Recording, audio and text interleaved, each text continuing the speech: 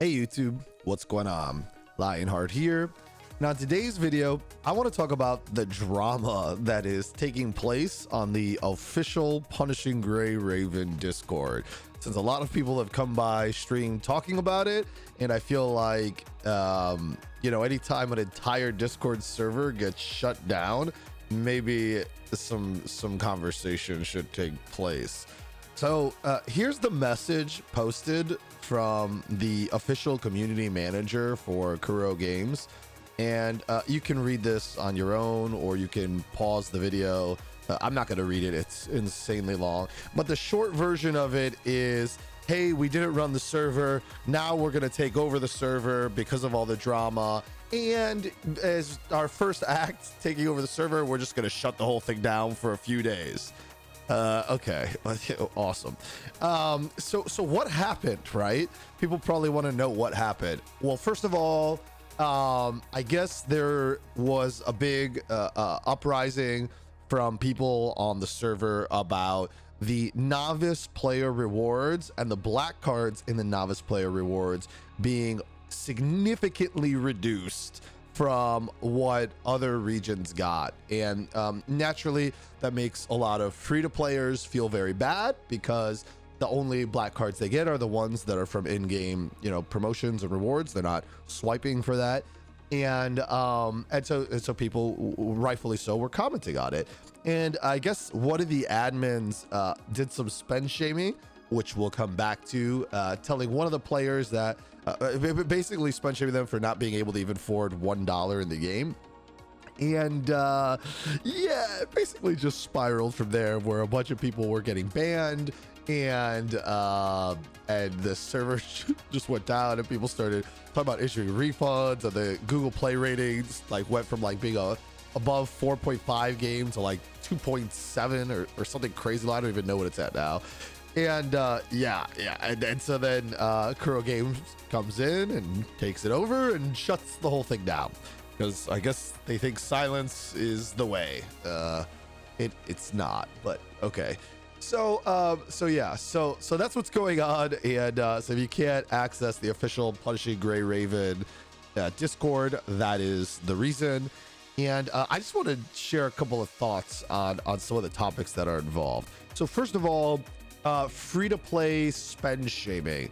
So there are two kinds of free-to-play players, and one of them is very, very awesome, and one of them is annoying and really unacceptable. Okay, the really, really awesome people are the people who do not have disposable income to spend on a video game, but are here to help build a community, and the way they spend is through time. Okay, time playing the game, time helping make guides, time helping other players, right? And just overall time. They're looking for something to do. They truly don't have the disposable income. So to tell them, hey, you can't even spend $1 is total crap, because they don't have it. They may be working multiple jobs. Maybe they can't get a job for whatever reason, right? We just got out of a pandemic, and they just don't have the money. And it's not for you to judge them or to tell them that they should be spending money, or that, because they didn't spend money, they're lesser. That's not true. And that's a horrible mentality. All right. So if you're one of those players who free to play shames, right, because they didn't spend, that's really, really bad. And you're totally misunderstanding their ability to not spend. And yes, there are some players who do have disposable income who out of pride choose not to spend. But you know what? That's their choice. They have that right. And, it's not up to you or anyone else to tell somebody how to spend their money. All right. And that leads me to the second group of free to plays that are not okay, which are the free to play people who shame everybody who spends, right? Everybody who's not like them gets shamed. Those people are part of cancel culture. They are horrible, right? You should never be friends with somebody like that. You should never support somebody like that. It's total crap. You see them all the time. You see some even on my last YouTube video, all I learned is that you spent a lot of money, you dirty whale. How dare you? Blah, blah, blah. First of all, half the time, the amount of money they think people have spent versus what people have actually spent is totally different. Second, those kind of people are just salty, right? They're just salty. They may be in that first category, but they've turned into toxic people. people because they just don't have the disposable income themselves, or they think that not supporting the person who's making the game for them somehow makes them superior, right? It doesn't, right? There's no game if people aren't supporting the developers. The developers need to draw salary to pay their families, and in order to do that, somebody has to spend money, right? You don't get a product for free if it can't be monetized. Even the free products out there in the world, they monetize through ads, right? If they don't charge their consumers something. So that idea that like you don't have to, that like if you spend, you're a bad person is horrible. And anybody who has that mindset is a free-to-play player. You should just push them out of your life. That person is honestly just a bad person and should really reflect on themselves. Okay, but there's a lot of people who are not in that position. That is a vocal minority. Okay, most free-to-play people genuinely do not have disposable income to spend in a game, and it is never okay to spend shame. It's never okay to shame people for not spending money on a game, and it's never okay to shame the people who do spend the money on the game and support the game. All right, so just don't be that person. And that like kicked off a huge amount of this drama. And then in terms of like the novice rewards, you know, I'm a very big believer that all regions in terms of game promotion should be treated equally.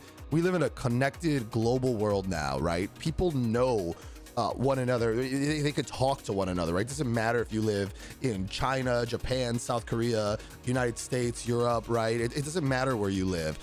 People can talk to one another and very easily connect on what the promotions are in their region. Promotions should be global, unless there's some kind of special promotion that's region locked because you couldn't do it, which this is definitely not one of those. Promotions should be global. People should be treated equally. If you're gonna give 1,000 black cards to somebody in Asia, you need to give 1,000 black cards to somebody in the US, right? It needs to be equal. And any game developer that's not doing things equally is overthinking their publishing requirements, and they're just going to get backlash from players. It's bad. You shouldn't do it.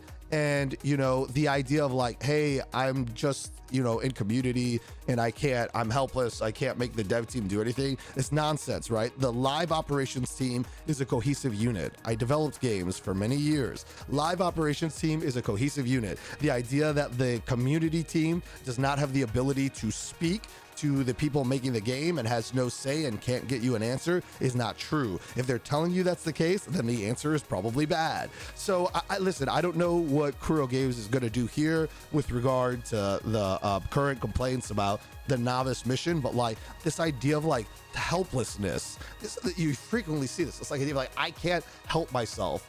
You know, I'm waiting on somebody else. It's ridiculous. It's ridiculous. Okay, there's no such thing as that. So look, I don't know what to say. I don't agree with them shutting down the entire Punishing Gray Raven Discord. It's gonna make it hard to promote our content on the channel to new people. It's going to make it harder for everyone to connect at a critical time in the game's global release. I think it's just a mistake, but this is what happened, and I wanted to share it with you so that when you go there and see it all shut down, you're like, what the hell? And you also know my general thoughts on it. Okay, look, I mean, I'm gonna keep playing Punishing Gray Raven and I'm gonna keep making content for it, but Genshin Impact 2.0 is tomorrow. And you know, if Punishing Gray Raven wants to put everything on lockdown, the good news is we got a lot of content coming in Genshin Impact. So I'll be covering that. I'll continue to cover Punishing Gray Raven, and hopefully Kuro Games can figure everything out. Anyway, all right, that's all I got. Hopefully this video was helpful for you in understanding all the drama that people are talking about.